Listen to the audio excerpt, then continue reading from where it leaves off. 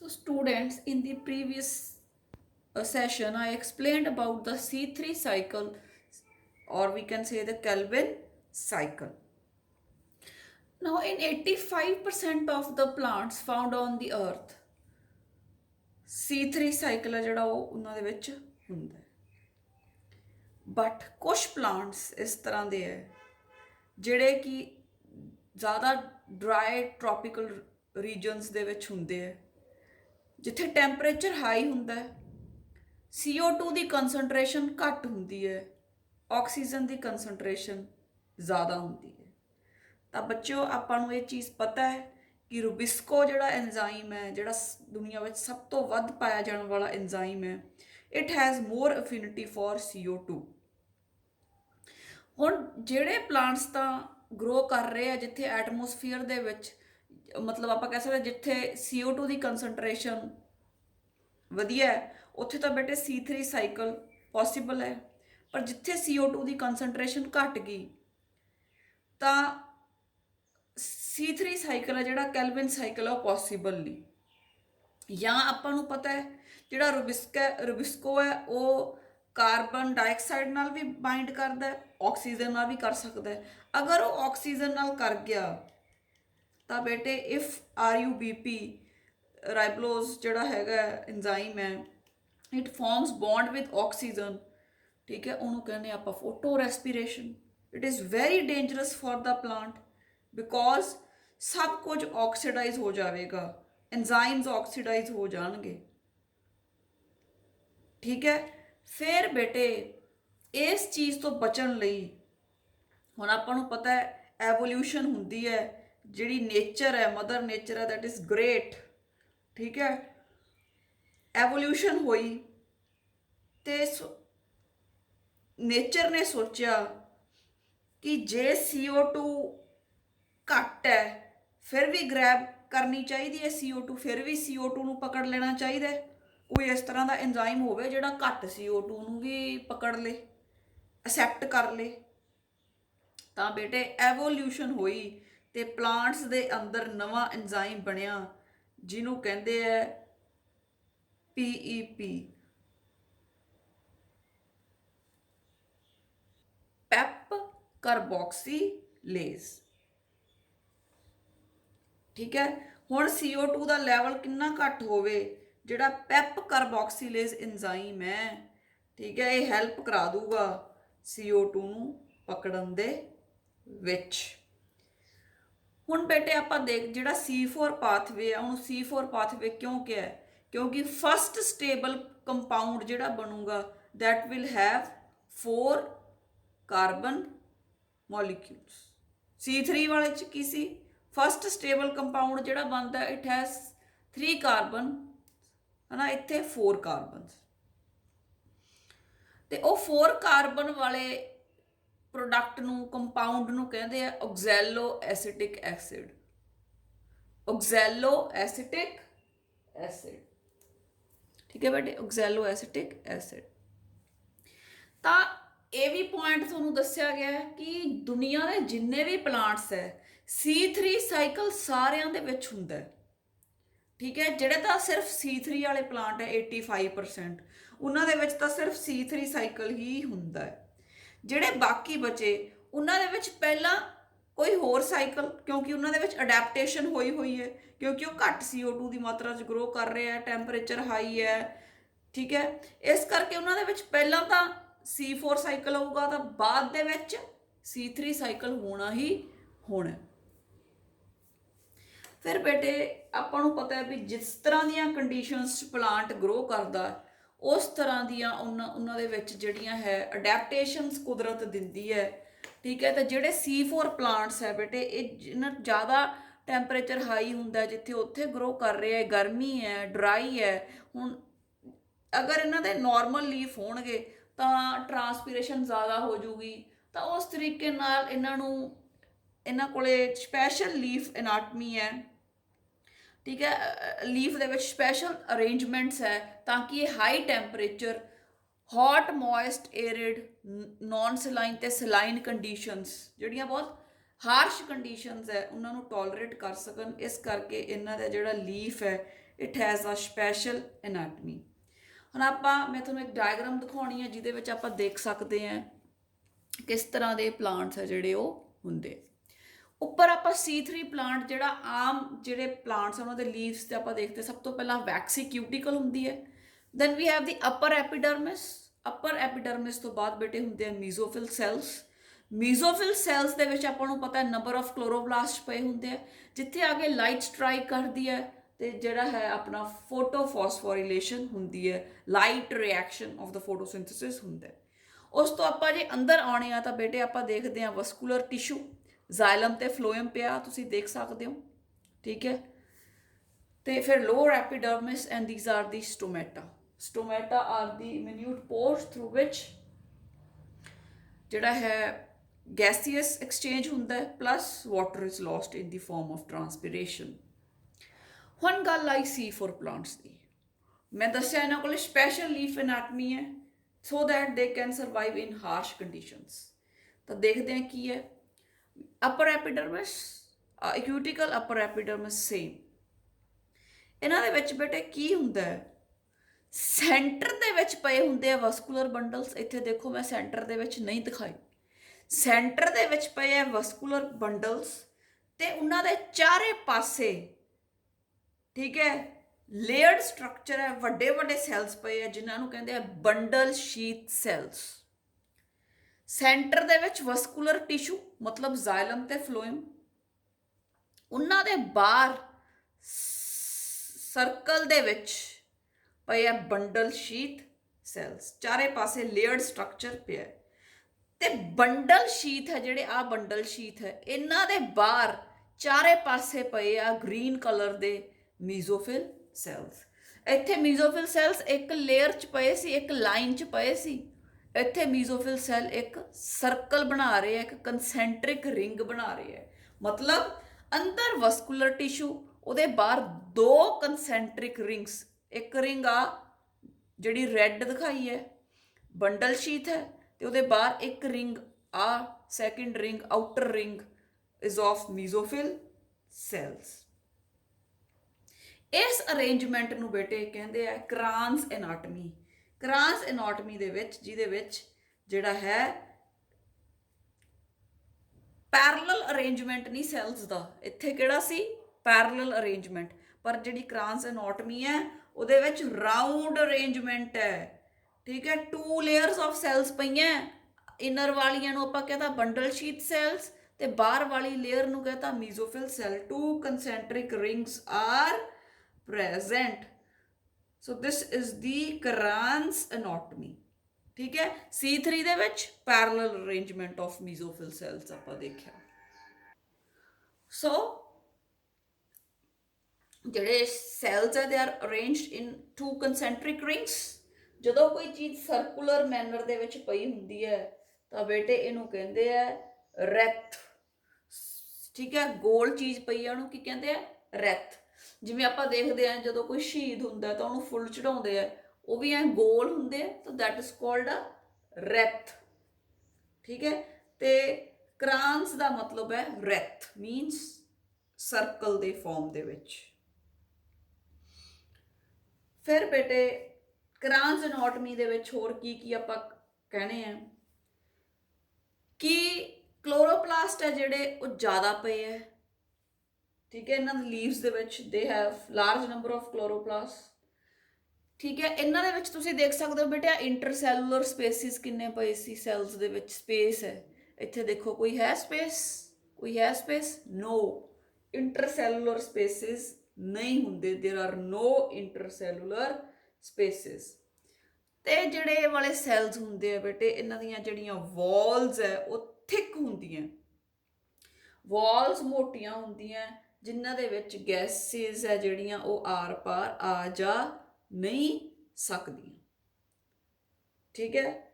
ਸਾ ਕ੍ਰਾਂਸ ਐਨਾਟਮੀ ਚ ਆਪਾਂ ਕੀ ਦੇਖਿਆ, round arrangement of the cells, 2 rings are formed, inner bundle sheath, ਉਹਦੇ ਬਾਹਰ mesophyll cells, there are large number of chloroplasts in these cells, there are no intercellular spaces, ਇਹਦੇ ਵਿੱਚ ਹੈ intercellular spaces, and the walls are thick and they are impermeable to gases. ਨਾ gases ਅੰਦਰ ਜਾਣਗੀਆਂ ਨਾ ਬਾਹਰ ਆਉਣਗੀਆਂ। ਠੀਕ ਹੈ। ਜਿਹੜੇ ਮੀਜ਼ੋਫਿਲ ਸੈਲਸ ਹੈ ਇਹ ਗ੍ਰੈਨਲ ਹੈ, ਇਹਨਾਂ ਕੋਲ ਗ੍ਰੈਨਾ ਕਲੋਰੋਪਲਾਸਟ ਪਈ ਹੈ, ਮਤਲਬ ਇਹ ਫੋਟੋਲਾਈਸਿਸ ਆਫ ਵਾਟਰ ਕਰ ਸਕਦੇ ਹੈ। ਜਿਹੜੇ ਮੀਜ਼ੋਫਿਲ ਸੈੱਲ ਹੈ, ਜਿਹੜੇ ਬੰਡਲ ਸ਼ੀਟ ਸੈੱਲ ਹੈ, ਠੀਕ ਹੈ, ਦੇ ਆਰ ਏ ਗ੍ਰੈਨਲ ਮੀਨਸ ਦੇ ਡੋਂਟ ਹੈਵ ਅ ਗ੍ਰੈਨਾ, ਸੋ ਇਹਨਾਂ ਦੇ ਵਿੱਚ ਫੋਟੋਲਾਈਸਿਸ ਨਹੀਂ ਹੋ ਸਕਦੀ, ਪਾਣੀ ਨਹੀਂ ਟੁੱਟ ਸਕਦਾ। ਜਿਹੜੇ ਮੀਜ਼ੋਫਿਲ ਸੈਲਸ ਹੈ they are ਗ੍ਰੈਨਲ, they have a ਗ੍ਰੈਨਲ chloroplast, ਸੋ ਉਹਨਾਂ ਦੇ ਵਿੱਚ ਫੋਟੋਲਾਈਸਿਸ ਆਫ ਵਾਟਰ ਹੋ ਸਕਦੀ ਹੈ। ਤੇ ਜਿਹੜੇ ਬੰਡਲ ਸ਼ੀਟ ਹੈ ਜਿਹੜੇ ਅੰਦਰ ਪਏ ਹੈ ਦੇ ਆਰ ਏ ਗ੍ਰੈਨਲ, ਉਹਨਾਂ ਦੇ ਵਿੱਚ ਜਿਹੜਾ ਹੈ ਫੋਟੋਲਾਈਸਿਸ ਆਫ ਵਾਟਰ ਨਹੀਂ ਹੋ ਸਕਦੀ। ਠੀਕ ਹੈ ਬੇਟੇ, ਇੱਥੇ C3 ਦੇ ਵਿੱਚ ਪੈਲੇਸਾਈਡ ਮੀਜ਼ੋਫਿਲ ਪਈ ਹੈ, ਪੈਰਲਲ ਅਰੇਂਜਮੈਂਟ, ਤੇ ਸਪੌਂਜੀ ਮੀਜ਼ੋਫਿਲ ਪਈ ਹੈ ਜਿਹਦੇ ਵਿੱਚ ਬਹੁਤ ਸਾਰੇ ਇੰਟਰਸੈਲੂਲਰ ਸਪੇਸਿਸ ਹਨ। ਇਹਦੇ ਵਿੱਚ ਜਿਹੜੀ ਮੀਜ਼ੋਫਿਲ ਹੈ ਉਹਦੇ ਵਿੱਚ ਕੋਈ ਇੰਟਰਸੈਲੂਲਰ ਸਪੇਸਿਸ ਨਹੀਂ ਹਨ ਤੇ ਉਹ ਕੰਸੈਂਟਰਿਕ ਵਿੱਚ ਪਈ ਹੈ, ਸਰਕੂਲਰ ਮੈਨਰ ਦੇ ਵਿੱਚ ਜਿਹੜੀ ਹੈ ਉਹ ਪਈ ਹੈ।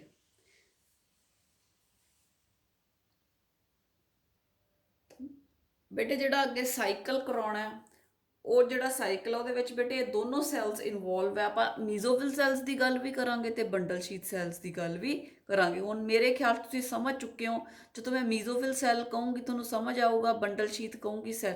ਕੁਛ ਪ੍ਰੋਸੈਸ ਹੈ ਜਿਹੜਾ ਉਹ ਮੀਜ਼ੋਫਿਲ ਸੈੱਲ ਦੇ ਵਿੱਚ ਹੁੰਦਾ ਤੇ ਕੁਛ ਪ੍ਰੋਸੈਸ ਹੈ ਜਿਹੜਾ ਉਹ ਬੰਡਲ ਸ਼ੀਟ ਸੈੱਲ ਦੇ ਵਿੱਚ ਹੁੰਦਾ। ਜਿਹੜਾ C4 ਸਾਈਕਲ ਹੈ ਉਹਦਾ ਕੁਛ ਪਾਰਟ ਮੀਜ਼ੋਫਿਲ ਸੈੱਲ ਦੇ ਵਿੱਚ, ਕੁਛ ਪਾਰਟ ਬੰਡਲ ਸ਼ੀਟ ਸੈੱਲ ਦੇ ਵਿੱਚ। ਤਾਂ I am going to explain this. ਤਾਂ ਸਟੂਡੈਂਟਸ ਆਪਾਂ ਦੋ ਤਰ੍ਹਾਂ ਦੇ ਸੈਲਸ ਕਰ ਲਏ। ਤਾਂ ਇਹਨਾਂ ਦੇ ਵਿੱਚ ਮੈਂ ਦੱਸਿਆ ਸੀ ਕਿ ਕੁਝ ਜਿਹੜੇ ਪ੍ਰੋਸੈਸ ਹੈ ਉਹ ਮੀਜ਼ੋਫਿਲ ਸੈੱਲ ਦੇ ਵਿੱਚ ਹੁੰਦਾ ਹੈ ਸਾਈਕਲ ਦਾ, ਤੇ ਕੁਛ ਹੈ ਜਿਹੜਾ ਉਹ ਬੰਡਲ ਸ਼ੀਟ ਸੈੱਲ ਦੇ ਵਿੱਚ। ਹੁਣ ਆਪਾਂ ਦੇਖ ਲੈਂਦੇ ਹਾਂ ਕਿ ਜਿਹੜਾ ਲਾਈਟ ਡਿਪੈਂਡੈਂਟ ਹੈ ਉਹ ਬੇਟੇ ਮੀਜ਼ੋਫਿਲ ਸੈਲਸ ਦੇ ਵਿੱਚ ਹੁੰਦਾ ਹੈ, ਕਿਉਂਕਿ ਮੀਜ਼ੋਫਿਲ ਸੈਲਸ ਹੈ ਜਿਹੜੇ ਉਹ ਆਪਾਂ ਗ੍ਰੀਨ ਕਲਰ ਦੇ ਦਿਖਾਏ, ਜਿਹੜੇ ਬਾਹਰ ਪਏ ਹੈ ਉਹਨਾਂ ਕੋਲੇ ਬਹੁਤ ਜ਼ਿਆਦਾ ਕਲੋਰੋਪਲਾਸਟ ਹੈ। ਠੀਕ ਹੈ, ਗ੍ਰੈਨਲ ਕਲੋਰੋਪਲਾਸਟ ਹੈ, ਉਹਨਾਂ ਕੋਲੇ ਗ੍ਰੈਨਾ ਹੈਗਾ ਜਿਨ੍ਹਾਂ ਦੇ ਅੰਦਰ ਫੋਟੋਲਾਈਸਿਸ ਆਫ ਵਾਟਰ ਹੋ ਸਕਦੀ ਹੈ। ਠੀਕ ਹੈ, ਆ ਜਿਹੜੇ ਹੈ ਆਪਣੇ ਜਿਹੜੇ ਆ ਰਹੇ ਜਿਹੜੇ ਆਪਣੇ ਹੈਗੇ ਆ ਬਾਹਰ ਮੀਜ਼ੋਫਿਲ ਸੈਲਸ ਹੈ ਜਿਹੜੇ, ਠੀਕ ਹੈ, ਇਹਨਾਂ ਕੋਲੇ ਬਹੁਤ ਸਾਰੀ ਕਲੋਰੋਪਲਾਸਟ ਹੈ ਤੇ ਗ੍ਰੈਨਲ ਹੈ, ਤੇ ਇਹ ਜਿਹੜੇ ਹੈ ਫੋਟੋਲਾਈਸਿਸ ਆਫ ਵਾਟਰ ਨੂੰ ਕਰ ਸਕਦੇ ਆ। ਉਸ ਤੋਂ ਬਾਅਦ ਜਿਹੜੇ ਬੰਡਲ ਸ਼ੀਟ ਸੈਲਸ ਹੈ ਬੇਟੇ ਇਹ ਏ ਗ੍ਰੈਨਲ ਹੈ, ਇਹਨਾਂ ਦੇ ਵਿੱਚ ਫੋਟੋਲਾਈਸਿਸ ਆਫ ਵਾਟਰ ਨਹੀਂ ਹੋ ਸਕਦੀ। ਤੇ ਜਿਹੜਾ ਕੈਲਵਿਨ ਸਾਈਕਲ ਹੈ ਉਹ ਕਿਹਦੇ ਵਿੱਚ ਹੁੰਦਾ ਹੈ? ਬੰਡਲ ਸ਼ੀਟ ਸੈੱਲ ਦੇ ਵਿੱਚ, ਕਿਉਂਕਿ ਮੈਂ ਦੱਸਿਆ ਕਿ ਕੈਲਵਿਨ ਸਾਈਕਲ C3 ਸਾਈਕਲ ਤਾਂ ਹਰ ਇੱਕ ਪਲਾਂਟ ਦੇ ਵਿੱਚ ਹੋਣਾ ਹੀ ਹੋਣਾ। ਠੀਕ ਹੈ, ਤੇ CO2 ਦੀ ਕੰਸੈਂਟਰੇਸ਼ਨ ਘੱਟ ਹੈ, ਇਹ ਉੱਥੇ ਗਰੋ ਕਰ ਰਹੇ, ਇਸ ਕਰਕੇ ਪਹਿਲਾਂ ਮੀਜ਼ੋਫਿਲ ਸੈੱਲ ਦੇ ਵਿੱਚ ਕੁਝ ਪ੍ਰੋਸੈਸ ਕਰ ਲੈਂਦੇ ਆ, ਉਸ ਤੋਂ ਬਾਅਦ ਬੰਡਲ ਸ਼ੀਟ ਸੈੱਲ ਦੇ ਅੰਦਰ ਜਿਹੜਾ ਇਹ ਕੈਲਵਿਨ ਸਾਈਕਲ ਕਰ ਲੈਂਦੇ ਆ। ਤੇ ਇਹ ਹੁੰਦਾ ਕਿਉਂ ਹੈ? ਇਹ ਕਿਉਂ ਕਰਦੇ ਆ? ਟੂ ਓਵਰਕਮ ਫੋਟੋ ਰੈਸਪੀਰੇਸ਼ਨ, ਕਿਉਂਕਿ ਪਤਾ ਹੈ ਜਿਹੜਾ ਰੂਬਿਸਕੋ ਹੈ ਉਹ ਆਕਸੀਜਨ ਨਾਲ ਵੀ ਕੰਬਾਈਨ ਕਰ ਸਕਦਾ ਹੈ। ਜੇ ਆਕਸੀਜਨ ਨਾਲ ਬੌਂਡ ਬਣਾ ਲਿਆ ਉਹਨੇ ਤਾਂ ਫੋਟੋ ਰੈਸਪੀਰੇਸ਼ਨ ਕਹਿਲਾਉਂਦਾ ਹੈ। ਸਾਰੀਆਂ ਚੀਜ਼ਾਂ ਦੀ ਆਕਸੀਡਾਈਜੇਸ਼ਨ ਹੋ ਜੂਗੀ, ਆਕਸੀਡੇਸ਼ਨ ਹੋ ਜੂਗੀ, ਐਂਜ਼ਾਈਮਸ ਵਗੈਰਾ ਸਾਰੇ ਖਰਾਬ ਹੋ ਜਾਣਗੇ, ਵਿਚ ਇਜ਼ ਅ ਵੇਸਟਫੁਲ ਪ੍ਰੋਸੈਸ। ਤਾਂ ਫੋਟੋ ਰੈਸਪੀਰੇਸ਼ਨ ਤੋਂ ਬਚਣ ਲਈ ਪੌਦਿਆਂ ਨੇ ਨਵਾਂ ਐਂਜ਼ਾਈਮ ਬਣਾ ਲਿਆ, ਫਾਸਫੋਇਨੋਲ ਜਿਹੜਾ ਹੈ ਆਪਣਾ ਪਾਇਰੂਵੇਜ਼। ਠੀਕ ਹੈ, ਇਹਦੀ ਹੈਲਪ ਨਾਲ ਪੈਪ ਕਾਰਬੋਕਸੀਲੇਜ਼ ਹੈ ਜਿਹੜਾ, ਇਹਦੀ ਹੈਲਪ ਦੇ ਨਾਲ ਜਿਹੜਾ ਹੈ ਘੱਟ CO2 ਨੂੰ ਵੀ ਪੌਦਾ ਯੂਜ਼ ਕਰ ਸਕਦਾ ਹੈ। ਰਾਈਟ, ਤਾਂ ਇਹਦੀਆਂ ਐਗਜ਼ਾਮਪਲਸ ਹੈ sugar cane, maize, sorghum, amaranthus. Now let's discuss about the steps involved in the C4 cycle. ਜਿਵੇਂ ਆਪਾਂ C3 ਸਾਈਕਲ ਦਾ ਕੀਤਾ ਵੀ ਪਹਿਲਾਂ ਕਾਰਬਨ ਡਾਈਆਕਸਾਈਡ ਆਉਂਦੀ ਹੈ, ਉਹਨੂੰ ਅਸੈਪਟਰ ਜਿਹੜਾ ਪ੍ਰਾਇਮਰੀ ਰਿਸੈਪਟਰ ਹੈ ਅਸੈਪਟ ਕਰਦਾ ਹੈ, ਫਿਰ ਅੱਗੇ ਉਹਦੇ ਚੋਂ ਕਿੱਦਾਂ ਸਾਰਾ ਪ੍ਰੋਸੈਸ ਹੁੰਦਾ ਹੈ। Let's talk about that. ਜਿਹੜੇ C4 ਪਲਾਂਟਸ ਹੈ ਬੇਟੇ, atmospheric CO2 is first fixed into a 4 carbon compound that in the mesophyll cells, ਜਿਹੜਾ oxaloacetic acid, C4 ਕੰਪਾਊਂਡ ਦਾ ਨਾਮ ਕੀ ਹੈ? oxaloacetic acid। ਤਾਂ ਹੀ ਕਰਕੇ ਫਸਟ ਸਟੇਬਲ ਕੰਪਾਊਂਡ ਹੈ, ਇਹਨੂੰ ਕਿਹਾ C4 ਸਾਈਕਲ। ਇਹਨੂੰ ਬੇਟੇ ਹੈਚ ਐਂਡ ਸਲੈਕ ਸਾਈਕਲ ਵੀ ਕਹਿੰਦੇ ਆ, because it was discovered by two scientists named Hatch and Slack from Australia. So it is also called as Hatch and Slack cycle or C4 cycle। ਤੇ ਇਹ ਜਿਹੜਾ ਬੇਟੇ ਆਪਾਂ C3 cycle ਕੀਤਾ ਉਹਦੇ ਚ ਆਪਾਂ ਕਿਹਾ ਰੂਬਿਸਕੋ ਹੈ ਜਿਹੜਾ ਐਂਜ਼ਾਈਮ ਉਹ ਇੰਪੋਰਟੈਂਟ ਰੋਲ ਪਲੇ ਕਰਦਾ। ਇੱਥੇ ਜਿਹੜਾ ਹੈ ਫਾਸਫੋਇਨੋਲ ਪਾਇਰੂਵੇਟ ਕਾਰਬੋਕਸੀਲੇਜ਼ ਐਂਜ਼ਾਈਮ, ਪੈਪਏਜ਼ ਕਹਿੰਦੇ ਇਹਨੂੰ, ਫਾਸਫੋਇਨੋਲ ਪਾਇਰੂਵੇਟ ਕਾਰਬੋਕਸੀਲੇਜ਼ ਐਂਜ਼ਾਈਮ। ਠੀਕ ਹੈ। ਤੇ ਜਿਹੜਾ ਬੇਟੇ ਜਿਹੜੇ ਆਪਾਂ ਡਾਇਗਰਾਮ ਦੇਖਦੇ ਹਾਂ ਹੁਣ ਇਹਦੇ ਵਿੱਚ ਕਿਸ ਤਰ੍ਹਾਂ ਸਾਰਾ ਪ੍ਰੋਸੈਸ ਹੋਇਆ ਤੁਸੀਂ ਦੇਖ ਸਕਦੇ ਹੋ। ਰੈੱਡ ਕਲਰ ਦੇ ਮੈਂ ਮੀਜ਼ੋਫਿਲ ਸੈਲਸ ਬਣਾਏ ਹੈ ਤੇ ਮੀਜ਼ੋਫਿਲ ਸੈੱਲ ਬਣਾਇਆ ਹੈ, ਤੇ ਨੀਚੇ ਵਾਲਾ ਜਿਹੜਾ ਬਲੂ ਕਲਰ ਦਾ ਉਹ ਮੈਂ ਬੰਡਲ ਸ਼ੀਥ ਸੈੱਲ ਬਣਾਇਆ। ਆ ਬਾਹਰਲੀ ਪਲਾਜ਼ਮਾ ਮੈਂਬਰੇਨ ਹੋ ਗਈ, ਆ ਸੈੱਲ ਵਾਲ ਤੇ ਪਲਾਜ਼ਮਾ ਮੈਂਬਰੇਨ ਹੋ ਗਈ। ਠੀਕ ਹੈ। ਪਲਾਂਟ ਸੈੱਲ ਦੀ ਆਪਾਂ ਗੱਲ ਕਰ ਰਹੇ ਹਾਂ। ਉਹਦੇ ਵਿੱਚ ਦੋ ਤਰ੍ਹਾਂ ਦੇ ਸੈੱਲਸ ਹੈ, ਕ੍ਰਾਂਜ਼ ਐਨੋਟਮੀ ਹੈ, ਰੈਥ ਅਰੇਂਜਮੈਂਟ ਹੈ। ਬਾਹਰ ਮੀਜ਼ੋਫਿਲ ਸੈਲਸ ਪਏ ਆ ਤੇ ਉਹਦੇ ਅੰਦਰ ਬੰਡਲ ਸ਼ੀਥ ਸੈਲਸ ਪਏ। ਜਿਹੜੇ ਮੀਜ਼ੋਫਿਲ ਸੈਲਸ ਹੁੰਦੇ ਆ ਬੇਟੇ ਇਹਨਾਂ ਦੇ ਵਿੱਚ ਰੂਬਿਸਕੋ ਨਹੀਂ ਹੁੰਦਾ, ਤੇ ਜਿਹੜੇ ਬੰਡਲ ਸ਼ੀਥ ਸੈੱਲ ਹੈ ਇਹਨਾਂ ਦੇ ਵਿੱਚ ਰੂਬਿਸਕੋ ਹੁੰਦਾ। ਮੈਂ ਆਲਰੇਡੀ ਦੱਸ ਚੁੱਕੀ ਹਾਂ ਕਿ ਜਿਹੜਾ ਕੈਲਵਿਨ ਸਾਈਕਲ ਹੈ ਉਹ ਬੰਡਲ ਸ਼ੀਥ ਸੈੱਲ ਦੇ ਵਿੱਚ ਹੁੰਦਾ, ਤੇ ਕੈਲਵਿਨ ਸਾਈਕਲ ਰੂਬਿਸਕੋ ਤੋਂ ਬਿਨਾ ਨਹੀਂ ਹੋ ਸਕਦਾ। ਉੱਥੇ CO2 ਹੈ ਜਿਹੜੀ ਫਿਕਸ ਰੂਬਿਸਕੋ ਦੀ ਹੈਲਪ ਨਾਲ ਹੀ ਹੁੰਦੀ ਹੈ। ਹੁਣ ਆਪਾਂ ਗੱਲ ਕਰ ਰਹੇ ਹਾਂ ਜਿਹੜੇ C4 ਪਲਾਂਟਸ ਹੈ ਇਸ ਤਰ੍ਹਾਂ ਦੇ ਇਨਵਾਇਰਨਮੈਂਟ 'ਚ ਗਰੋ ਕਰ ਰਿਹਾ ਜਿੱਥੇ CO2 ਦੀ ਕਮੀ ਹੈ, ਤਾਂ ਇਸ ਕਰਕੇ ਪੈਪ ਕਾਰਬੋਕਸੀਲੇਜ਼ ਐਂਜ਼ਾਈਮ ਯੂਜ਼ ਕਰਨਗੇ CO2 ਨੂੰ ਫਿਕਸ ਕਰਨ ਦੇ ਲਈ। ਤਾਂ ਬੇਟੇ ਐਟਮੋਸਫੀਅਰ 'ਚੋਂ CO2 ਆਈ, ਇਹਨੂੰ ਅਸੈਪਟ ਕਰ ਲਿਆ ਫਾਸਫੋਇਨੋਲ ਪਾਇਰੂਵੇਟ ਨੇ। ਕਿਹਨੇ ਅਸੈਪਟ ਕਰ ਲਿਆ? ਫਾਸਫੋਇਨੋਲ ਪਾਇਰੂਵੇਟ ਨੇ। ਤੇ ਫਾਸਫੋਇਨੋਲ ਪਾਇਰੂਵੇਟ ਹੈ ਜਿਹੜਾ ਉਹ ਪਿਆ ਆਪਣਾ ਮੀਜ਼ੋਫਿਲ ਸੈੱਲ ਦੇ ਵਿੱਚ। ਇਸ ਕਰਕੇ ਫਾਸਫੋਇਨੋਲ ਪਾਇਰੂਵੇਟ ਨੂੰ ਜਾਂ ਇਹਨੂੰ PEP ਕਹਿੰਦੇ ਆ, ਇਹਨੂੰ ਆਪਾਂ ਕਹਿ ਸਕਦੇ ਹਾਂ ਪ੍ਰਾਇਮਰੀ CO2 ਅਸੈਪਟਰ। ਠੀਕ ਹੈ।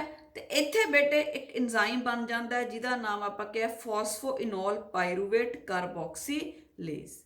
ਇਹਦੀ ਹੈਲਪ ਦੇ ਨਾਲ ਜਿਹੜਾ ਫਾਸਫੋਇਨੋਲ ਪਾਇਰੂਵੇਟ ਹੈ PEP ਹੈ ਐਟਮੋਸਫੀਅਰ ਦੀ CO2 ਨੂੰ ਫਿਕਸ ਕਰ ਲੈਂਦਾ, ਉਹਨੂੰ ਪਕੜ ਲੈਂਦਾ, ਉਹਨੂੰ ਅਸੈਪਟ ਕਰ ਲੈਂਦਾ।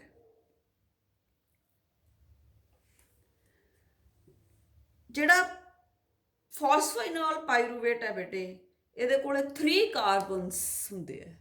ਕਿੰਨੇ? 3 ਕਾਰਬਨਸ। 3 ਇਹਦੇ ਤੇ 1 ਕਾਰਬਨ ਆ ਜਾਂਦਾ CO2 ਤੋਂ। ਠੀਕ ਹੈ।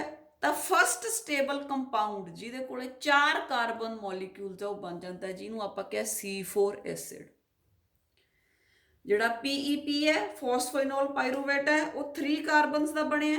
1 ਕਾਰਬਨ ਆਉਂਦੀ ਹੈ ਐਟਮੋਸਫੀਅਰ ਚੋਂ ਜਿਹੜੀ CO2 ਆ ਰਹੀ ਹੈ, ਟੋਟਲ ਬਣ ਗਏ 4 ਕਾਰਬਨਸ। ਠੀਕ ਹੈ। ਤਾਂ ਫਸਟ ਸਟੇਬਲ ਕੰਪਾਊਂਡ ਕਿੰਨੇ ਦਾ ਹੈ? 4 ਕਾਰਬਨਸ ਦਾ, ਜਿਹਨੂੰ ਆਪਾਂ ਕਿਹਾ C4 ਐਸਿਡ। ਇਸੇ ਕਰਕੇ ਇਹਨੂੰ ਕਹਿੰਦੇ ਆ C4 ਸਾਈਕਲ। ਤੇ ਉਹ ਜਿਹੜਾ C4 ਐਸਿਡ ਬਣਿਆ ਬੇਟੇ ਉਹਦਾ ਨਾਮ ਹੈ ਆਕਜ਼ੈਲੋ ਐਸੀਟਿਕ ਐਸਿਡ। ਤਾਂ ਫਸਟ ਸਟੇਬਲ ਕੰਪਾਊਂਡ ਕਿਹੜਾ ਬਣਿਆ? Oxaloacetic acid and it is a C4 acid. ਉਸ ਤੋਂ ਬਾਅਦ ਕੀ ਹੁੰਦਾ ਬੇਟੇ? ਪਲਾਜ਼ਮੋਡੈਸਮਾਟਾ ਆਪਾਂ ਨੂੰ ਪਤਾ ਹੈ cytoplasmic bridges which connect the 2 cells. ਤਾਂ ਇੱਥੇ ਵੀ ਪਲਾਜ਼ਮੋਡੈਸਮਾਟਾ ਪਏ ਹੈ between mesophyll cells and bundle sheath cells. ਹੁਣ ਜਿਹੜਾ ਆਕਜ਼ੈਲੋ ਐਸੀਟਿਕ ਐਸਿਡ ਬਣ ਗਿਆ, ਠੀਕ ਹੈ, ਇਹਨੂੰ ਬੇਟੇ ਪਲਾਜ਼ਮੋਡੈਸਮਾਟਾ ਜਿਹੜਾ ਹੈ ਮੀਜ਼ੋਫਿਲ ਸੈਲ ਤੋਂ ਬੰਡਲ ਸ਼ੀਥ ਸੈਲ ਦੇ ਵਿੱਚ ਨਹੀਂ ਜਾਣ ਦਿੰਦਾ। ਠੀਕ ਹੈ। ਸਿਲੈਕਟਿਵ ਹੈ, ਨਹੀਂ ਜਾਣ ਦਿੰਦਾ। ਤਾਂ ਇਸ ਕਰਕੇ ਜਿਹੜਾ ਆਕਜ਼ੈਲੋ ਐਸੀਟਿਕ ਐਸਿਡ ਹੁੰਦਾ ਨਾ ਬੇਟੇ ਇਹਨੂੰ ਬਦਲਣਾ ਪੈਂਦਾ ਇਨਟੂ ਮੈਲਿਕ ਐਸਿਡ ਜਾਂ ਐਸਪਾਰਟਿਕ ਐਸਿਡ। ਕਾਹਦੇ ਵਿੱਚ? ਮੈਲਿਕ ਐਸਿਡ ਜਾਂ ਐਸਪਾਰਟਿਕ ਐਸਿਡ। ਫਿਰ ਜਦੋਂ ਆਕਜ਼ੈਲੋ ਐਸੀਟਿਕ ਐਸਿਡ ਇੱਥੇ ਮੈਲਿਕ ਐਸਿਡ ਜਾਂ ਐਸਪਾਰਟਿਕ ਐਸਿਡ 'ਚ ਬਦਲ ਜਾਂਦਾ, ਫਿਰ ਇਹ ਮੈਲਿਕ ਐਸਿਡ ਆ ਜਿਹੜਾ ਇਹ ਟਰਾਂਸਪੋਰਟ ਹੋ ਜਾਂਦਾ through plasmodesmata from the mesophyll cell to the bundle sheath cell. ਠੀਕ ਹੈ। ਇੱਥੇ ਆ ਗਿਆ ਟਰਾਂਸਪੋਰਟ ਹੋ ਗਿਆ। C4 ਐਸਿਡ ਹੈ, ਇਹਦਾ ਨਾਮ ਹੈ ਮੈਲਿਕ ਐਸਿਡ ਜਾਂ ਅਸਪਾਰਟਿਕ ਐਸਿਡ। ਹੁਣ ਜਿਹੜਾ ਮੈਲਿਕ ਐਸਿਡ ਹੈ ਇਹਦੀ ਪਹਿਲਾਂ ਗੱਲ ਕਰਦੇ ਹਾਂ। ਇਹਦੀ ਹੋ ਜਾਂਦੀ ਹੈ ਡੀਕਾਰਬੋਕਸੀਲੇਸ਼ਨ, ਠੀਕ ਹੈ, ਟੁੱਟ ਜੂਗਾ। ਇਹਦੇ ਵਿੱਚੋਂ ਇੱਕ ਤਾਂ C3 ਐਸਿਡ ਨਿਕਲ ਜਾਂਦਾ ਤੇ ਇੱਕ CO2 ਦਾ ਮੋਲੀਕਿਊਲ ਨਿਕਲ ਜਾਂਦਾ। ਜਿਹੜਾ CO2 ਨਿਕਲਿਆ ਇਹਦਾ ਹੋ ਜਾਂਦਾ ਕੈਲਵਿਨ ਸਾਈਕਲ। ਇਸ CO2 ਨੂੰ ਪਕੜ ਲੈਂਦਾ ਰੂਬਿਸਕੋ ਤੇ ਅੱਗੇ ਹੋ ਜਾਂਦਾ ਕੈਲਵਿਨ ਸਾਈਕਲ ਤੇ ਗਲੂਕੋਜ਼ ਪ੍ਰੋਡਿਊਸ ਹੋ ਜਾਂਦਾ। ਤਾਂ ਕੈਲਵਿਨ ਸਾਈਕਲ ਕਿੱਥੇ ਹੋ ਰਿਹਾ ਹੈ? ਬੰਡਲ ਸ਼ੀਥ ਸੈੱਲ ਦੇ ਵਿੱਚ, ਕਿਉਂਕਿ ਉੱਥੇ ਰੂਬਿਸਕੋ ਪਿਆ। ਹੁਣ ਗੱਲ ਕਰਦੇ ਹਾਂ C3 ਐਸਿਡ ਦੀ। ਇਹ C3 ਐਸਿਡ ਦਾ ਨਾਮ ਹੈ ਪਾਇਰੂਵਿਕ ਐਸਿਡ। ਹੁਣ ਇਹ ਜਿਹੜਾ C3 ਐਸਿਡ ਹੈ ਇਹ ਵਾਪਸ ਰੀਜਨਰੇਟ ਹੋਣ ਦੇ ਲਈ ਬੰਡਲ ਸ਼ੀਥ ਸੈੱਲ ਦੇ ਵਿੱਚੋਂ ਟਰਾਂਸਪੋਰਟ ਹੋ ਗਿਆ ਇਨਟੂ ਦਾ ਮੀਜ਼ੋਫਿਲ ਸੈੱਲ, ਰਾਈਟ। ਤੇ ਇਹ C3 ਐਸਿਡ ਦੀ ਰੀਜਨਰੇਸ਼ਨ ਹੋ ਜਾਂਦੀ ਹੈ ਤੇ ਇਹਦੇ ਤੋਂ ਵਾਪਸ ਫਾਸਫੋਇਨੋਲ ਪਾਇਰੂਵੇਟ ਬਣ ਜਾਂਦਾ ਹੈ, ਕਿਉਂਕਿ ਆਪਾਂ ਨੂੰ ਪਤਾ ਹੈ ਫਾਸਫੋਇਨੋਲ ਪਾਇਰੂਵੇਟ 3 ਕਾਰਬਨਸ ਦਾ ਹੀ ਬਣਿਆ ਤੇ ਆਪਣੇ ਕੋਲ 3 ਕਾਰਬਨਸ ਰੀਜਨਰੇਟ ਹੋ ਗਈਆਂ, ਰਾਈਟ। ਤਾਂ ਜਦੋਂ ਰੀਜਨਰੇਸ਼ਨ ਹੁੰਦਾ ਹੈ ਬੇਟੇ ਉਦੋਂ 2 ATPs ਦੀ ਵਰਤੋਂ ਹੁੰਦੀ ਹੈ। ਕਿੰਨੇ ਦੀ? 2 ATPs ਦੀ ਜ਼ਰੂਰਤ ਪੈਂਦੀ ਹੈ, ਠੀਕ ਹੈ ਰਾਜੇ। ਵਾਟ ਹੈਪਨਡ ਇਜ਼ CO2 ਪਹਿਲਾਂ ਫਾਸਫੋਇਨੋਲ ਪਾਇਰੂਵੇਟ ਨੇ ਅਸੈਪਟ ਕਰ ਲਈ with the help of PEP carboxylase enzyme in the mesophyll cell, ਠੀਕ ਹੈ। ਮੀਜ਼ੋਫਿਲ ਸੈੱਲ ਦਾ ਜਿਹੜਾ ਲਾਈਟ ਗ੍ਰੀਨ ਕਲਰ ਦੇ ਆਪਾਂ ਦੇਖੇ ਹੈ। ਫਿਰ ਬੇਟੇ ਇਹ C4 ਐਸਿਡ ਬਣ ਗਿਆ, ਆਕਜ਼ੈਲੋ ਐਸੀਟਿਕ ਐਸਿਡ ਬਣ ਗਿਆ। ਟਰਾਂਸਪੋਰਟ ਐਗਜ਼ੈਕਟਲੀ ਨਹੀਂ ਹੋ ਸਕਦਾ ਤਾਂ ਮੈਲਿਕ ਐਸਿਡ ਤੇ ਅਸਪਾਰਟਿਕ ਐਸਿਡ ਚ ਬਦਲ ਗਿਆ ਤੇ ਅਸਪਾਰਟਿਕ ਤੇ ਮੈਲਿਕ ਐਸਿਡ ਦੀ ਹੋ ਗਈ ਡੀਕਾਰਬੋਕਸੀਲੇਸ਼ਨ। C3 ਤੇ CO2 ਨਿਕਲ ਗਿਆ। CO2 ਨੂੰ ਰੂਬਿਸਕੋ ਨੇ ਪਕੜ ਲਿਆ, ਠੀਕ ਹੈ, ਤੇ ਉੱਥੇ ਰਾਈਬੋਲੋਜ਼ ਬਿਸਫਾਸਫੇਟ ਵੀ ਪਿਆ ਜਿਹੜਾ ਇਹਦਾ ਪ੍ਰਾਇਮਰੀ ਰਿਸੈਪਟਰ ਹੈ, ਤੇ ਹੋ ਗਿਆ ਕੈਲਵਿਨ ਸਾਈਕਲ ਤੇ ਬਣ ਗਈ ਗਲੂਕੋਜ਼, ਬਣ ਗਿਆ ਕਾਰਬੋਹਾਈਡਰੇਟ, ਬਣ ਗਿਆ ਭੋਜਨ। ਜਿਹੜਾ C3 ਫਾਲਤੂ ਹੋਇਆ ਪਾਇਰੂਵਿਕ ਐਸਿਡ ਦੀ ਫਾਰਮ 'ਚ ਟਰਾਂਸਪੋਰਟ ਹੋ ਗਿਆ, 2 ATPs ਵਰਤ ਲੀਆਂ, ਉਹਨੂੰ ਰੀਜਨਰੇਟ ਕਰਤਾ ਪਾਇਰੂਵਿਕ ਐਸਿਡ ਤੋਂ, ਫਿਰ ਬਣਾਤਾ phosphoenolpyruvate which is a acceptor of the atmospheric CO2। This is how the ਜਿਹੜਾ ਸਾਈਕਲ ਹੈ ਚੱਲਦਾ ਰਹਿੰਦਾ ਹੈ, ਠੀਕ ਹੈ। ਇੱਕ ਕਾਰਬਨ ਡਾਈਆਕਸਾਈਡ ਕੱਢ ਕੇ ਕੈਲਵਿਨ ਸਾਈਕਲ ਕਰ ਲਿਆ, 3 ਜਿਹੜੀਆਂ ਬਚ ਗਈਆਂ ਉਹਨਾਂ ਨੂੰ ਰੀਜਨਰੇਟ ਕਰ ਲਿਆ, ਠੀਕ ਹੈ। ਇੱਥੇ ਜਿਹੜਾ ਗਲੂਕੋਜ਼ ਬਣ ਜੂਗਾ, ਠੀਕ ਹੈ ਜੀ। ਆ ਦੇਖੋ ਬੰਡਲ ਸ਼ੀਥ ਸੈੱਲ ਦੇ ਵਿੱਚ ਫੂਡ ਬਣ ਗਿਆ ਤੇ ਫੂਡ ਅੱਗੇ ਜਾ ਵੜੂਗਾ ਜ਼ਾਈਲਮ ਕੋਲੇ। ਜ਼ਾਈਲਮ ਫਲੋਇਮ ਮਤਲਬ ਜਿਹੜੇ ਵਸਕੂਲਰ ਟਿਸ਼ੂ ਪਏ ਆ ਫਲੋਇਮ ਕੋਲੇ ਜਾ ਵੜੂਗਾ। ਫਲੋਇਮ ਜਿਹੜਾ ਫੂਡ ਹੈ ਆਪਾਂ ਨੂੰ ਪਤਾ ਹੈ ਪੂਰੇ ਪਲਾਂਟ ਨੂੰ ਡਿਸਟ੍ਰੀਬਿਊਟ ਕਰ ਦੂਗਾ।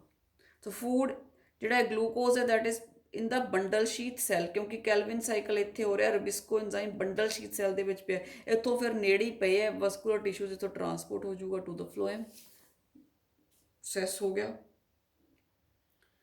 ਓਕੇ, ਤਾਂ ਕਿੰਨੀਆਂ એનર્ਜੀਜ਼ ਯੂਜ਼ ਹੋਈਆਂ? 2 ATPs, ਠੀਕ ਹੈ, 2 ATPs। ਪਰ ਇੱਥੇ ਕੈਲਵਿਨ ਸਾਈਕਲ ਵੀ ਹੋ ਰਿਹਾ, ਉੱਥੇ ਆਪਾਂ ਨੂੰ ਪਤਾ ਹੈ, ਠੀਕ ਹੈ, ਕਿ ਕੈਲਵਿਨ ਸਾਈਕਲ ਦੇ ਵਿੱਚ 3 ATPs ਯੂਜ਼ ਹੁੰਦੀਆਂ ਤੇ 2 NADPH ਯੂਜ਼ ਹੁੰਦੇ। ਕੈਲਵਿਨ ਸਾਈਕਲ ਦੇ ਵਿੱਚ 3 ATPs 2 NADPH2। ਆਪਾਂ ਕੈਲਵਿਨ ਸਾਈਕਲ ਦੀ એનર્ਜੈਟਿਕ ਕੀਤੀ ਤਾਂ ਆਪਾਂ ਦੱਸਿਆ ਵੀ 3 ATPs ਇੱਕ ਮੋਲੀਕਿਊਲ, ਕਾਰਬਨ ਡਾਈਆਕਸਾਈਡ ਦੇ ਇੱਕ ਮੋਲੀਕਿਊਲ ਨੂੰ ਫਿਕਸ ਕਰਨ ਲਈ, ਇੱਕ ਮੋਲੀਕਿਊਲ ਦੀ ਗੱਲ ਕਰ ਰਹੀ ਹਾਂ, 3 ATPs ਤੇ 2 NADPH ਯੂਜ਼ ਹੋਈਆਂ ਕੈਲਵਿਨ ਸਾਈਕਲ ਦੇ ਵਿੱਚ।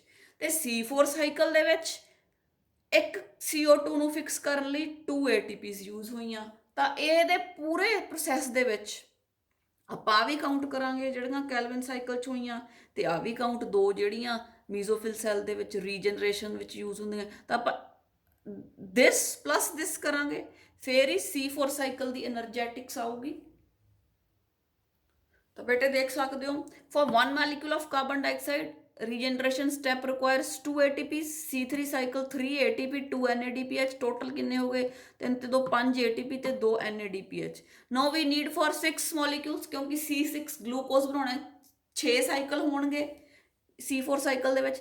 ਤਾਂ ਬੇਟੇ ਆ 5 ATP ਸੀ, 6 into 5 30 ATPs ਆ ਗਏ, ਤੇ ਆ 2 NADPH 6 into 2 is equal to 12 NADPH2।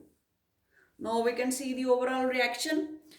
Overall reaction ਦੇ ਵਿੱਚ ਬੇਟੇ 6 CO2 ਯੂਜ਼ ਹੁੰਦੇ ਆ, 6 RUBP ਯੂਜ਼ ਹੁੰਦੇ ਆ, ਠੀਕ ਹੈ, 6 PEP ਯੂਜ਼ ਹੁੰਦੇ ਆ, ਫਾਸਫੋਇਨੋਲ ਪਾਇਰੂਵੇਟ, ਆ ਰਾਈਬੋਲੋਜ਼ 1,5 ਬੇਸ ਫਾਸਫੇਟ ਸੀ, 30 ATPs ਯੂਜ਼ ਹੋ ਗਏ, 12 NADPH2 ਯੂਜ਼ ਹੁੰਦੇ ਆ। ਬਣਦਾ ਕੀ ਹੈ, ਜਿਹੜੇ ਆ CO2 ਸੀ ਇਹਨਾਂ ਤੋਂ ਤਾਂ ਬਣ ਗਿਆ C6H12O6 ਗਲੂਕੋਸ ਬਣ ਗਿਆ। ਜਿਹੜੇ RUBP ਸੀ ਇਹ ਆਪਾਂ ਨੂੰ ਪਤਾ ਹੈ ਰੀਜਨਰੇਟ ਉਧਰ ਵੀ ਆਪਾਂ ਕੀਤੇ ਸੀ, ਠੀਕ ਹੈ, ਹੋ ਗਏ।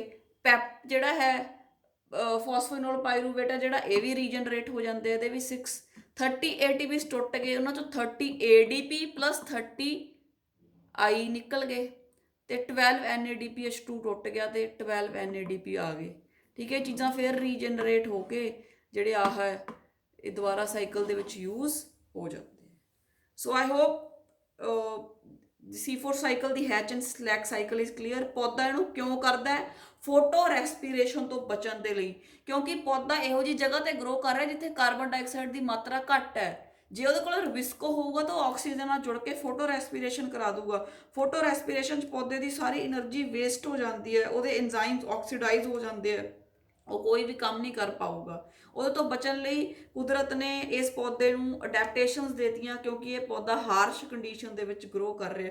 ਅਡੈਪਟੇਸ਼ਨ ਕੀ ਦੇਤੀ ਕਿ ਪੈਪ ਕਾਰਬੋਕਸੀਲੇਜ਼ ਐਂਜ਼ਾਈਮ ਦੇਤਾ ਜਿਹੜਾ ਘੱਟ CO2 ਨੂੰ ਵੀ ਪਕੜ ਸਕਦਾ ਹੈ। This is the C4 cycle. Now next we have the CAM plants. So CAM stands for crassulacean acid metabolism. So a plants are they are found in the deserts. They are xerophytic plants, means they require too much of light. बहुत सारी light चाहिए ਇਹਨਾਂ ਨੂੰ, ਜਿਵੇਂ ਥੋਰ, cactus, ਅਗੇਵ, ਪੰਛੀਆ, and they require too little water. Light too much, water too little. Desert ਵਿੱਚ ਹੁੰਦੇ ਹਨ, desert ਦੇ ਵਿੱਚ ਪਾਣੀ ਹੁੰਦਾ ਨਹੀਂ। ਜੇ ਦਿਨੇ ਸਟੋਮੈਟਾ ਖੋਲਣਗੇ ਤਾਂ ਸਟੋਮੈਟਾ ਚੋਂ ਪਾਣੀ ਉੱਡੂਗਾ, ਟਰਾਂਸਪੀਰੇਸ਼ਨ ਹੋਊਗੀ। ਤਾਂ ਇਹ ਜਿਹੜੇ ਹੈ ਸਟੋਮੈਟਾ ਨੂੰ ਦਿਨੇ ਨਹੀਂ ਖੋਲਦੇ, ਰਾਤ ਨੂੰ ਖੋਲਦੇ ਆ। ਜਿਹੜੇ ਪਲਾਂਟਸ ਦੇ ਸਟੋਮੈਟਾ ਰਾਤ ਨੂੰ ਐਕਟਿਵ ਹੁੰਦੇ ਆ ਉਹਨਾਂ ਨੂੰ ਕਹਿੰਦੇ ਆ ਸਕੋਟੋ ਐਕਟਿਵ। ਸਕੋਟੋ ਐਕਟਿਵ, ਜਿਨ੍ਹਾਂ ਦੇ ਦਿਨੇ ਖੁੱਲਦੇ ਉਹਨਾਂ ਨੂੰ ਕਹਿੰਦੇ ਆ ਫੋਟੋ ਐਕਟਿਵ, ਜਿਨ੍ਹਾਂ ਦੇ ਰਾਤ ਨੂੰ ਖੁੱਲਦੇ ਉਹਨਾਂ ਨੂੰ ਕਹਿੰਦੇ ਆ ਸਕੋਟੋ ਐਕਟਿਵ ਸਟੋਮੈਟਾ ਦੇ ਓਪਨ ਐਟ ਨਾਈਟ। ਰਾਤ ਨੂੰ ਕਿਉਂ ਖੁੱਲਦੇ, ਕਿਉਂਕਿ ਦਿਨੇ ਪਹਿਲਾਂ ਹੀ ਥੋੜਾ ਪਾਣੀ ਹੈ ਪੌਦੇ ਕੋਲੇ, ਉਹ ਸਾਰਾ ਇਵੈਪੋਰੇਟ ਹੋ ਗਿਆ, ਟਰਾਂਸਪੀਰੇਸ਼ਨ ਹੋ ਗਈ, ਉੱਡ ਗਿਆ, ਤਾਂ ਵਿਲਟ ਹੋ ਸਕਦਾ ਪੌਦਾ, ਪਰਮਾਨੈਂਟ ਵਿਲਟਿੰਗ ਵੀ ਹੋ ਸਕਦੀ ਹੈ, ਡੈਥ ਹੋ ਸਕਦੀ ਹੈ plant the. So to prevent loss of water by transpiration, they will open the stomata only during the night. ਦਿਨੇ ਨਹੀਂ ਹੈ ਨਾ ਸਟੋਮੈਟਾ ਖੋਲਣ, ਨਾ ਇਹਨਾਂ ਦੇ ਅੰਦਰ CO2 ਜਾਵੇ, ਠੀਕ ਹੈ। ਤਾਂ ਦਿਨੇ ਫੋਟੋਸਿੰਥੇਸਿਸ ਨਹੀਂ ਹੋ ਸਕਦੀ। ਰਾਤ ਨੂੰ ਸਟੋਮੈਟਾ ਖੋਲਣਗੇ, ਰਾਤ ਨੂੰ CO2 ਲੈਣਗੇ ਤਾਂ ਕਿ ਆਪਦੇ ਆਪ ਨੂੰ ਬਚਾਇਆ ਜਾ ਸਕੇ। Fine. So stomata open at night. CO2 is fixed by phosphoenol pyruvate PEP under the influence of PEP carboxylase. बेटे C4 plants वर्गे ही है, फोटो रेस्पिरेशन तो बचते हैं भी, ठीक है, पर इन्ना च उदों उल्ट है। ਉਹ ਸਾਰਾ ਕੰਮ ਦਿਨੇ ਕਰਦੇ ਸੀ, ਇਹ ਰਾਤ ਨੂੰ ਕਰਦੇ, ਕਿਉਂਕਿ ਦਿਨੇ ਇਹ ਆਪਦਾ ਸਟੋਮੈਟਾ ਬੰਦ ਰੱਖਦੇ। ਹੁੰਦਾ ਇਹਨਾਂ 'ਚ ਵੀ ਉਵੇਂ ਹੀ ਹੈ, ਫਾਸਫੋਇਨੋਲ ਪਾਇਰੂਵੇਟ ਹੁੰਦਾ ਹੈ, ਪੈਪ ਕਾਰਬੋਕਸੀਲੇਜ਼ ਹੁੰਦਾ ਹੈ, first stable compound ਆਕਜ਼ੈਲੋ acetic acid ਹੀ ਬਣਦਾ ਹੈ, ਠੀਕ ਹੈ। ਤਾਂ ਪਰ ਇਹਨਾਂ ਦਾ ਫਰਕ ਬਸ ਇੰਨਾ ਕਿ ਇਹ ਜਿਹੜੀ ਐਕਟੀਵਿਟੀ ਆਪਦੀ ਉਹ ਰਾਤ ਨੂੰ ਕਰਦੇ ਆ। ਹੁਣ ਬੇਟੇ ਮੈਂ ਇੱਕ ਥੋੜਾ ਜਿਹਾ ਤੁਹਾਨੂੰ ਇੱਕ ਡਾਇਗਰਾਮ ਦੇ ਥਰੂ ਇਹ ਜਿਹੜਾ ਹੈ ਪ੍ਰੋਸੈਸ ਹੈ ਉਹਨੂੰ ਸਮਝਾਉਣ ਦੀ ਕੋਸ਼ਿਸ਼ ਕਰਦੀ ਹਾਂ। ਸਭ ਤੋਂ ਪਹਿਲਾਂ ਜੇ ਆਪਾਂ C3 ਪਲਾਂਟਸ ਦੀ ਗੱਲ ਕਰੀਏ ਤਾਂ CO2 ਨੂੰ ਫਿਕਸ ਕਰ ਲੈਂਦੇ ਆ by Calvin cycle in the mesophyll cells, and glucose is formed। ठीक है, ਇਹ CO2 ਨੂੰ ਫਿਕਸ ਈਜ਼ੀਲੀ ਕਰ ਪਾਉਂਦੇ ਆ। ਇਹ ਉਹ ਪਲਾਂਟਸ ਹੈ ਜਿੱਥੇ ਕਾਰਬਨ ਡਾਈਆਕਸਾਈਡ ਜਿਹੜੀ ਹੈ ਬਤਾਫ ਦੇ ਵਿੱਚ ਪਈ ਹੈ, ਰੂਬਿਸਕੋ ਐਂਜ਼ਾਈਮ ਆਪਦਾ ਕੰਮ ਕਰਦਾ ਹੈ, ਰਾਈਟ। ਹੁਣ ਜਿਹੜੇ C4 ਪਲਾਂਟਸ ਹੈ ਉੱਥੇ ਪਏ ਆ ਜਿੱਥੇ CO2 ਦੀ ਜਿਹੜੀ ਹੈ ਕਮੀ ਹੈ। ਤਾਂ ਇਹ ਕੀ ਕਰਦੇ ਆ, ਆਪਾਂ ਹੁਣੇ ਕੀਤਾ, ਇਹਨਾਂ ਦੇ ਵਿੱਚ ਮੀਜ਼ੋਫਿਲ ਸੈੱਲ ਹੁੰਦੇ ਆ ਤੇ ਬੰਡਲ ਸ਼ੀਥ ਹੁੰਦੇ ਆ, ਕ੍ਰਾਇਨਜ਼ ਐਨਾਟਮੀ ਹੈ। ਠੀਕ ਹੈ, ਮੀਜ਼ੋਫਿਲ ਸੈੱਲ ਦੇ ਵਿੱਚ C4 ਐਸਿਡ ਬਣਾ ਲੈਂਦੇ ਆ, ਆਕਜ਼ੈਲੋ ਐਸੀਟਿਕ ਐਸਿਡ, ਤੇ ਉਸ ਤੋਂ ਬਾਅਦ ਕਾਰਬਨ ਡਾਈਆਕਸਾਈਡ ਨੂੰ ਇਹ ਜਿਹੜੀ ਇੱਕ ਨਿਕਲਦੀ ਹੈ ਉਹਨੂੰ ਬੰਡਲ ਸ਼ੀਥ ਦੇ ਵਿੱਚ ਕੈਲਵਿਨ ਸਾਈਕਲ ਕਰਕੇ ਗਲੂਕੋਜ਼ ਬਣਾ ਲੈਂਦੇ ਆ। ਕਲੀਅਰ, ਇਹਨਾਂ ਦੇ ਵਿੱਚ ਸਿਰਫ ਮੀਜ਼ੋਫਿਲ ਸੈੱਲ ਇਨਵੋਲਵਡ ਸੀ, ਇਹਨਾਂ ਦੇ ਵਿੱਚ ਮੀਜ਼ੋਫਿਲ ਸੈੱਲ ਵੀ ਤੇ ਬੰਡਲ ਸ਼ੀਥ ਸੈੱਲ ਵੀ। ਹੁਣ ਗੱਲ ਕਰਦੇ ਆ ਕੈਂਪ ਪਲਾਂਟਸ ਦੀ। ਕੈਂਪ ਪਲਾਂਟਸ ਜਿਹੜੇ ਉਹ C3 ਪਲਾਂਟ ਦੇ ਤੇ C4 ਪਲਾਂਟ ਦਾ ਵਿੱਚ ਵਿਚਾਲਾ ਹੈ। ਵਿੱਚ ਵਿਚਾਲਾ ਕਿਵੇਂ ਹੈ ਕਿ ਜਿਹੜੇ C3 ਪਲਾਂਟਸ ਹੈ ਇਹਨਾਂ ਦੇ ਵਿੱਚ ਵੀ ਸਿਰਫ ਮੀਜ਼ੋਫਿਲ ਸੈੱਲ 'ਚ ਸਾਰਾ ਪ੍ਰੋਸੈਸ ਹੋ ਰਿਹਾ ਹੈ, ਤੇ ਜਿਹੜੇ ਕੈਂਪ ਪਲਾਂਟਸ ਹੈ ਇਹਨਾਂ ਦੇ ਵਿੱਚ ਵੀ ਮੀਜ਼ੋਫਿਲ ਸੈੱਲ ਦੇ ਵਿੱਚ ਸਾਰਾ ਪ੍ਰੋਸੈਸ ਹੋ ਰਿਹਾ ਹੈ। ਪਰ ਜਿਹੜੇ C4 ਪਲਾਂਟਸ ਹੈ ਉਹਨਾਂ ਦੇ ਵਿੱਚ ਮੀਜ਼ੋਫਿਲ ਸੈੱਲ ਵੀ ਇਨਵੋਲਵਡ ਹੈ ਤੇ ਬੰਡਲ ਸ਼ੀਥ ਸੈੱਲ ਵੀ ਇਨਵੋਲਵਡ ਹੈ, because they show Kranz anatomy. ਕੈਂਪ plants crassulacean acid metabolism they don't show Kranz anatomy. ਠੀਕ ਹੈ, ਇਹਨਾਂ ਦੇ ਵਿੱਚ ਸਿਰਫ ਸਾਰਾ ਕੰਮ ਮੀਜ਼ੋਫਿਲ ਸੈੱਲ ਦੇ ਵਿੱਚ ਹੀ ਹੁੰਦਾ ਹੈ।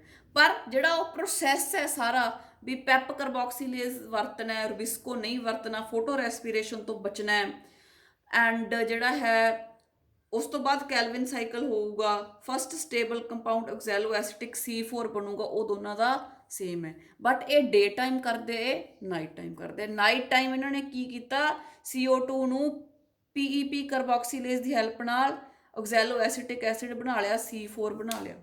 ਉਹ ਤੋਂ ਬਾਅਦ ਡੇ ਟਾਈਮ ਇਹ ਕੈਲਵਿਨ ਸਾਈਕਲ ਆਪਦਾ ਕਰਦੇ ਰਹਿੰਦੇ ਆ, ਕਿਉਂਕਿ ਕੈਲਵਿਨ ਸਾਈਕਲ ਹੀ ਆਪਾਂ ਨੂੰ ਪਤਾ ਐਨਰਜੀ ਪਹਿਲਾਂ ਹੀ ਬਣੀ ਹੁੰਦੀ ਹੈ, ਰਾਈਟ।